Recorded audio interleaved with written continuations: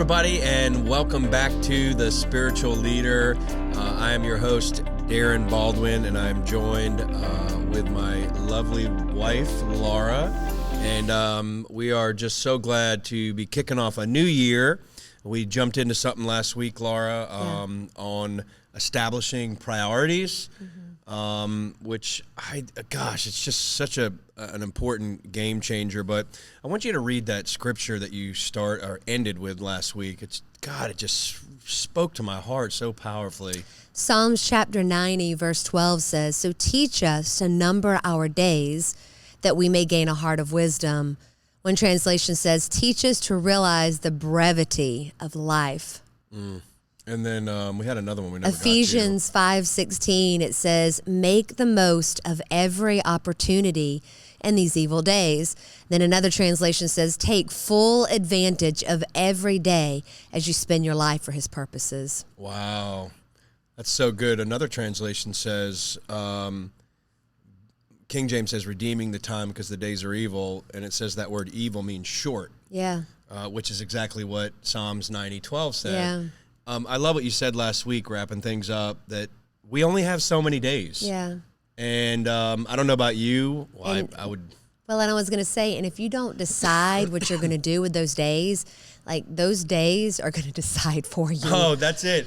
I was just on a call earlier, and somebody referred to the Dave Ramsey thing. If you don't give every dollar an assignment, basically you'll wonder where it went. And that is the exact You'll wonder same. where your day went. You'll wonder where your week went. You'll wonder where your year went. You'll wonder where your life went. And it's just because you're just getting up and you're just allowing whatever throws itself at you, then that's where you're going.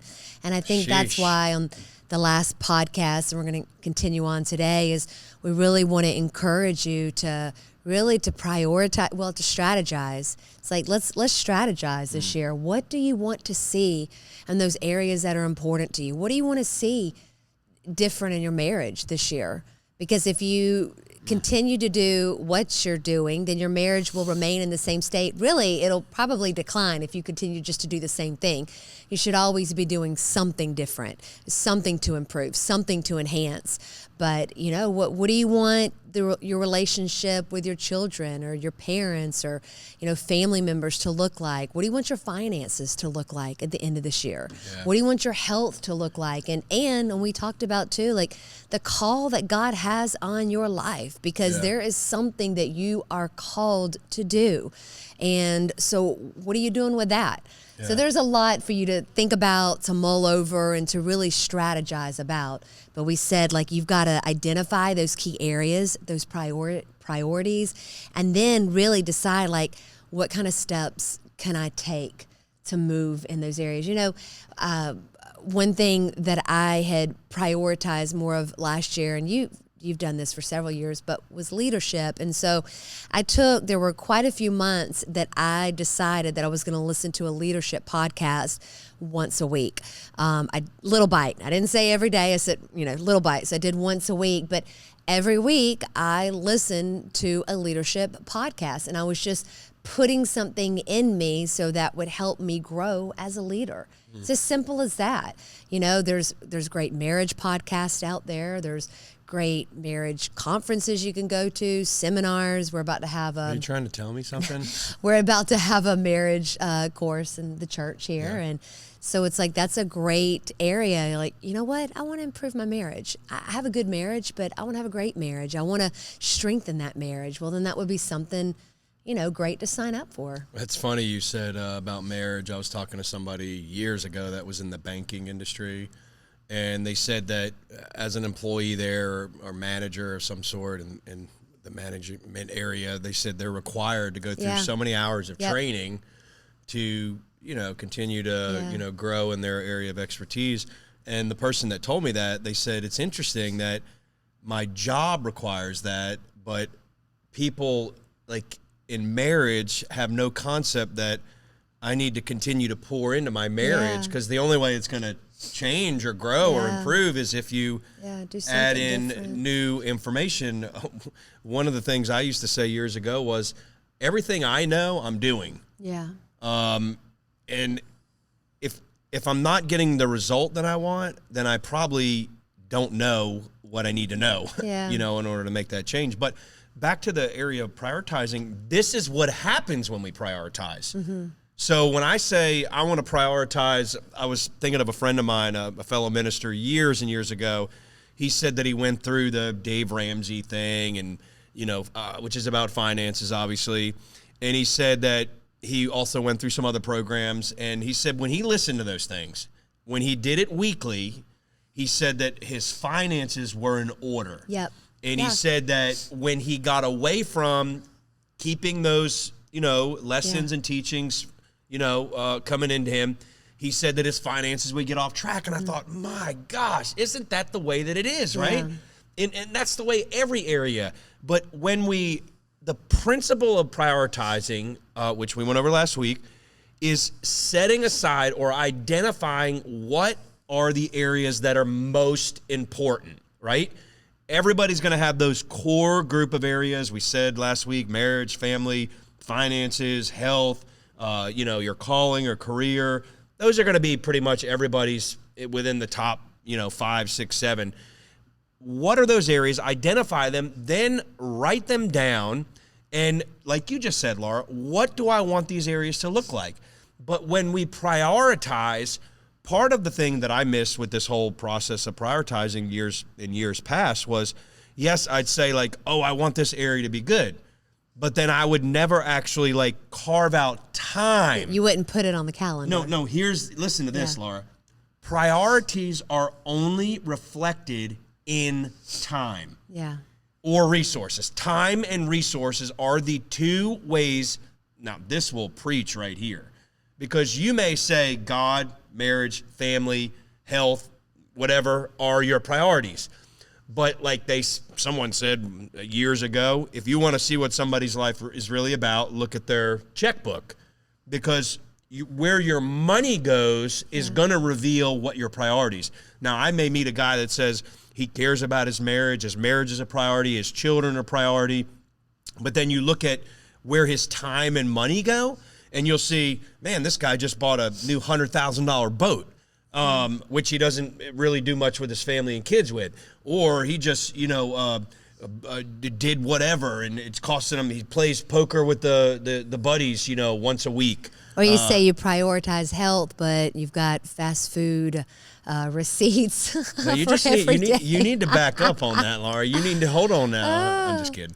But priorities are revealed in time and money. Yeah. Where our time and money go, that, whether we want them to be or not, those are our priorities. Yeah. But if we identify what we want our priorities to be, they're not really a priority until we make them a priority. Yeah. And that's how we do it. That's the whole deal. We introduced this book last week, Calendar Hacking by Caleb Moran.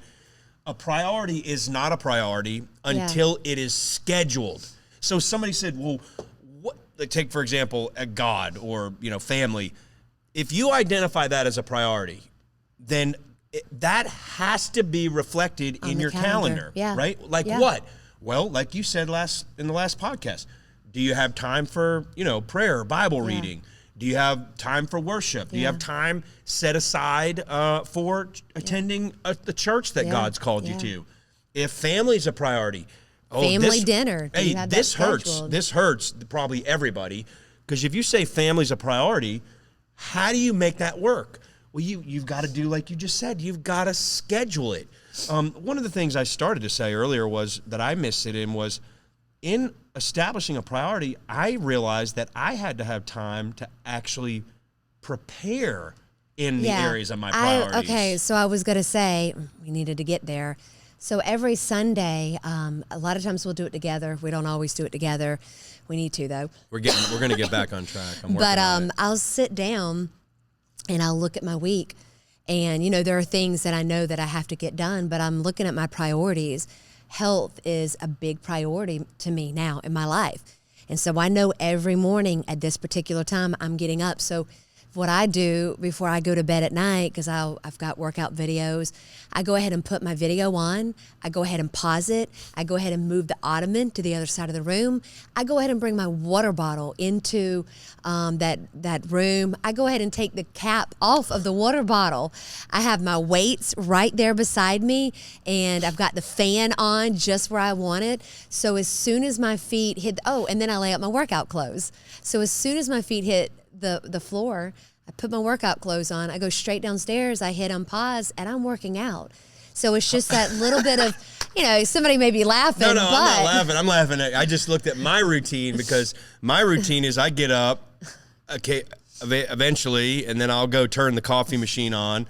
Then I'll make a coffee. Then I'll think about whether I want to work out or not. So he's not made it a priority yet, because it's not on his calendar. I'm going to leave now. I'm going to go read this book again. But health is a priority to me.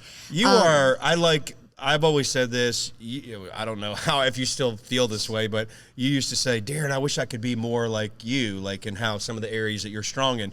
And I've always told Laura, I want to be more like you. Like, you are organized, you're planned out, you got stuff, ready to roll. It makes for an easier and smoother week. Like, even with, I'm prioritizing budgeting, and I've been prioritizing my family. I've always done that, but I'm really honing in on my family, because I know I only have so much time before my children in college and they're moving out of the house. So I'm prioritizing my family, but I'm prioritizing budgeting. So at the beginning of that week, I've already scheduled out my dinners for the rest of the week. And I've scheduled out that I'll make, extra for dinner, so then we could have it for leftovers the next day. So we're not having to go get fast food.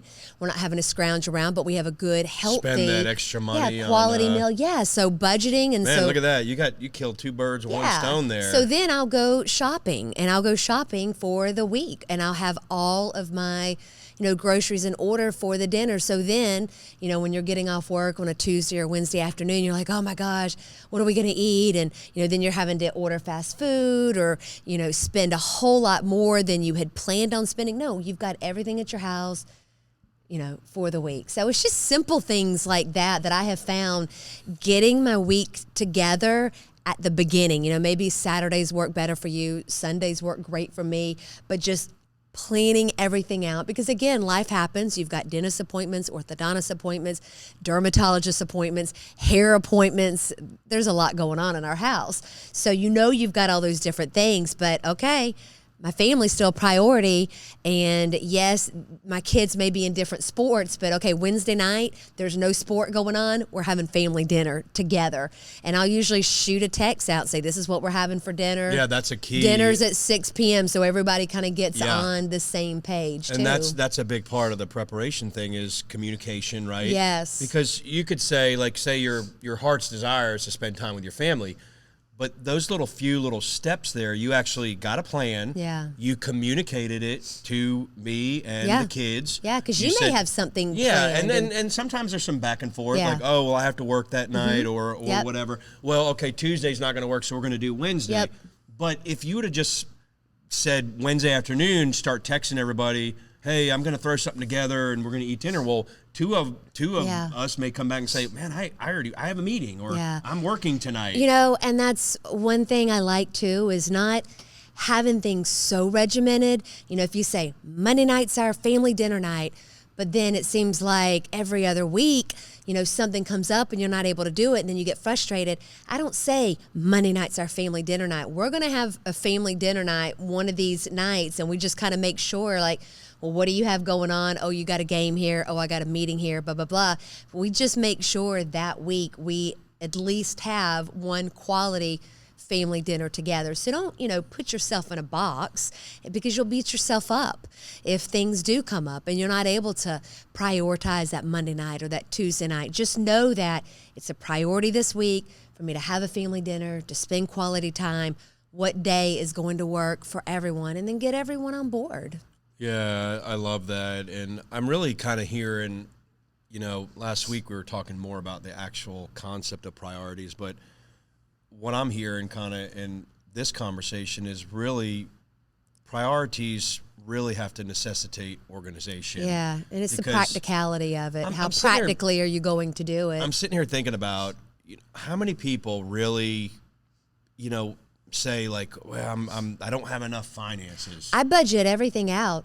We started many, many, many years ago on the Dave Ramsey because our finances were just out of whack, and we were spending more than was coming in, and we're not in a good place financially. We weren't healthy. And so I implemented what he encourages was the envelope system. So I'd have our money in each envelope for the different areas. And that didn't work for me, by the way. Well, I'd just go take Laura's clothes money out of her envelope to go get something I needed. It worked because I was over it, and so I would just have to maneuver around what she should have done was hide them envelopes. Anyways, it was a great system to really get your finances in order and to begin to budget. And I still do that now, though. I've got my spreadsheet and I show how much money we're able to spend in, the different areas. I mean, tithing and giving's at the top. That's the first thing. Dude, that's the first thing that we do is we tithe and we give. And then after that, then, you've got your bills that you've got. And then how much are you going to spend on food? Well, once you spent your money on food, you're out until you get paid again. How much I have, allotted on there for a family outing. I have, allotted on there clothes because that's important to me, and hair, things like that. But you schedule or you budget everything out. And then I've got a good chunk here that I'm able to save more as well for future trips or, emergencies and things like that. But if you don't ever look at your finances, if you don't ever take the steps to budget, you'll be winging it. But then again, Laura, winging a prayer. And it goes right back to making these areas priorities, which means you're actually going to take the time to actually put the thought and the planning in. Yeah. Because what is it we just said the other day to the kids? People don't plan to fail; they just fail to plan. And a priority again must have organization behind it, and maybe both parties in a marriage. Maybe one's better at organizing. Laura's obviously much better at organizing than I am. But somebody has got to, take the responsibility of saying, we've got to make sure that this priority actually stays a priority. When it comes to marriage, I was thinking, making marriage a priority. Both, like husbands and wives, obviously have, they have different, needs. They have different, callings. They have different schedules oftentimes. But when prioritizing a marriage, it's like you gotta just make time to talk. Yeah.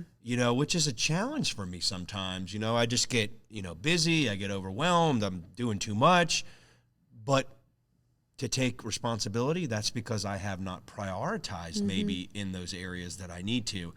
If I'm again frustrated or out of balance, it is 100% linked to I have not prioritized the areas that are important. And by prioritizing, they have not found their way on my calendar, and I have not actually spent the time in those areas that I need. Because, again, a priority that has no time or money connected to it is not a priority. It's a wish. Yeah. But establishing those priorities, Laura, this whole thing, it is simple. It is simple. Why do we struggle with this? Yeah. You said this in the last several years. We're going to wrap this up with this. We've been kind of describing this thing like in people that we've seen. There just seems to be this overwhelming sense of busyness. People are busy. I don't have time. I don't have time for church. I don't have enough money. I'm overwhelmed, but yet we're on, maybe watching television for 2 or 3 hours a day or on social media for hours a day. But where is this coming from? I genuinely believe, Laura, that this is a strategy of the enemy in these last days to literally overwhelm God's people, to put this sense of I feel like I just can't get off the hamster wheel. I'm just spinning and spinning and spinning. But I'm telling you, man, this time right now in the beginning of this year, if you can just take the time to set aside maybe some extra prayer time, just to say, I need to hear from God. I need a direction, or maybe go back to the last few things he gave you that maybe you hadn't gotten to, and just say, I've got to make this a priority, and I've got to make time to actually, because those scriptures, Laura, that is one of my top 10 scriptures, Psalms 90:12. Lord, teach me to number my days so that I can gain a heart of wisdom, right? Or realize how short life is. Our girls are graduating high school. They're going to be 18. I mean, I remember when they were born, and people told me it's going to go by in a blink. Guess what? It's gone by in a blink. And now I have to look back and say, what did I do at that time? Did I make my children a priority? Financially speaking, have I been making preparations or prioritizing the area of money? Have I prioritized God? I'm going to have to give an account to the Lord for what he gave me and called me to do. I'm going to have to answer for that, right? What did I do with my time for God? Again, it all goes back to prioritizing and getting a plan that's organized, and it's not going to be doable. Perfect. A plan that's organized and doable. And I like what you said. Make it fluid. That's Things it. change. Things come up. Yep. It's okay. You don't have to fall to pieces. Just pick it back up where you left off. I was going to say, like the scripture says, like his mercies are new every day. Oh, that's good. So, maybe you fell off the bandwagon. Well, that's okay. Let's get back on it the following day. And let's just not make that same mistake again and just keep moving forward. So don't beat yourself up. Yeah. Wherever you're at, just start there and start moving forward. Amen. Well, it's so good. And gosh, I really want to encourage you. Take the time and do this. It's so worth important. it. And at the end of this year, you'll be able to look back and go, wow, I've lost 5 pounds, or, my blood pressure is under control, or I don't have that joint pain or that inflammation like I used to. Or my marriage is healthier. Yeah, I feel so I'm much doing more connected for with my children, or I'm serving in my church. I've given more, to the things of God than I did the previous year. I mean, you'll be able to celebrate all the accomplishments that took place this year if you just put a little bit of the time and the effort in to be able to make some of these changes. Yeah, it's so good. I just thought of that word. I think in Latin or something, it says carpe diem, which means seize the day. Yep. And that's what you have right now. You have a fresh 12 months here. Seize the day. You seize the year. day. You seize the ownership of your family and your future, your connection with the Lord, your kids, grandkids, whatever that is, your health. Laura said a comment yesterday, if it's going to be, it's going to be me. You got to take action, take responsibility, and say, I'm going to get unstuck. I'm going to get moving in the things that God has for me. And that's really right in front of you right now. Listen, we love you, and we're just so blessed to be able to connect with you through the podcast. And we'll hope to see you real soon. God bless you.